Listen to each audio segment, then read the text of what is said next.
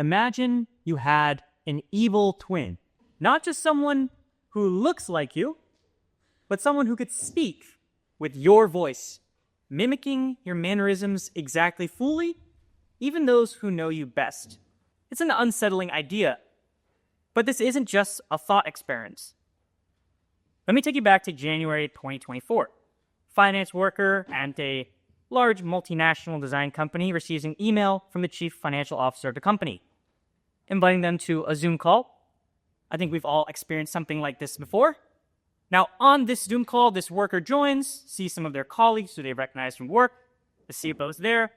And among other things on this call, they authorize a $25 million transaction to a foreign bank account. Nothing too out of the ordinary. But then a few weeks later, when this employee sees the CFO in person and mentions this call, the CFO has no recollection of these events happening. Immediately, they investigate.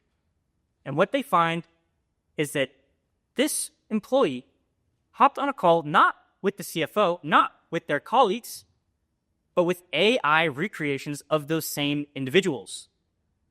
In one of the most elaborate digital scams, a group of fraudsters used AI models to clone the likeness and voices of individuals from this company to steal tens of millions of dollars. Welcome to the incredible and absolutely terrifying Pandora's box that is synthetic media. My name is Henry Sabin, and I founded a company that specializes in this type of technology.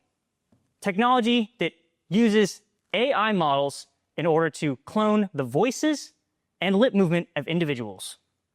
Now, I'd like to just briefly explain how this technology actually works. Now, the first thing we do is we take a sample of a person's speech, and we can use this to train an AI to do text-to-speech.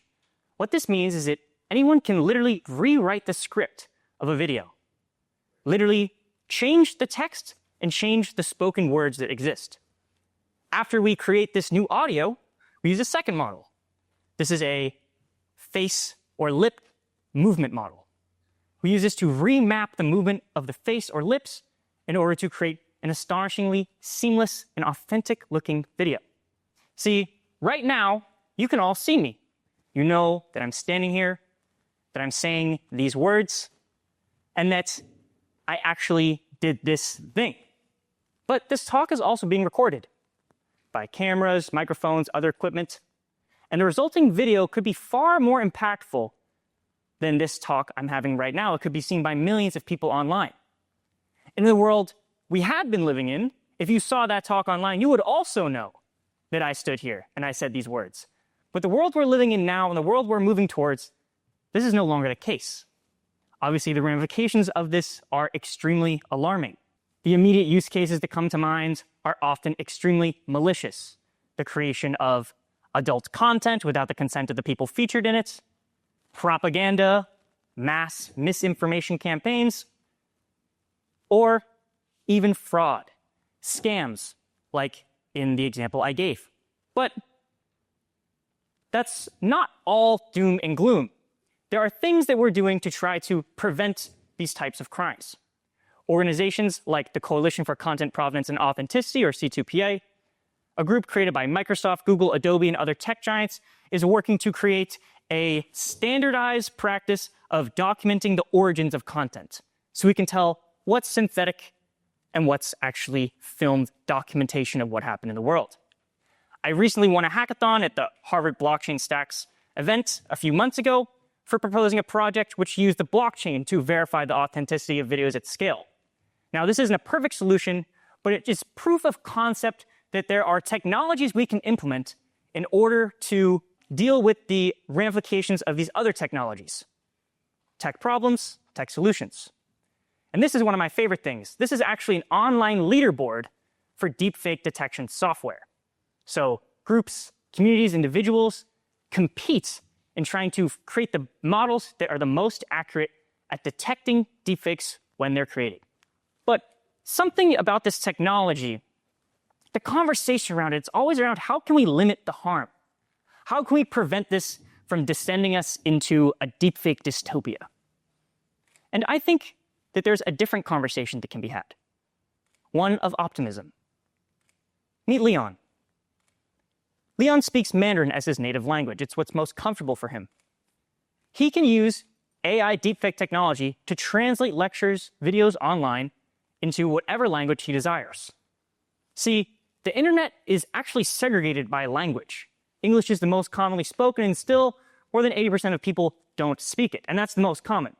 So the vast majority of people actually don't have access to a lot of the video content online.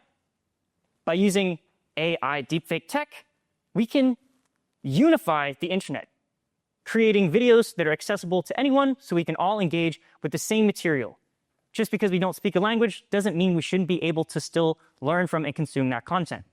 And going beyond just unifying us, going beyond trying to create content for a group of people maybe that speak a language, we can bring it down to the individual level, creating content for each specific person. This is what gets me excited. We've all been in a lecture, maybe a TEDx talk, where things went a little too fast, or a little too slow, or a little too boring. Hopefully, none of you are having that experience right now. Well, with AI video, we can personalize each individual video to the viewer. We can ensure that if someone is understanding things at a higher level, that we can deliver them a higher level of understanding in that video, a higher level of comprehension. Or if someone already understands a concept, we can cut those sections out in a seamless way.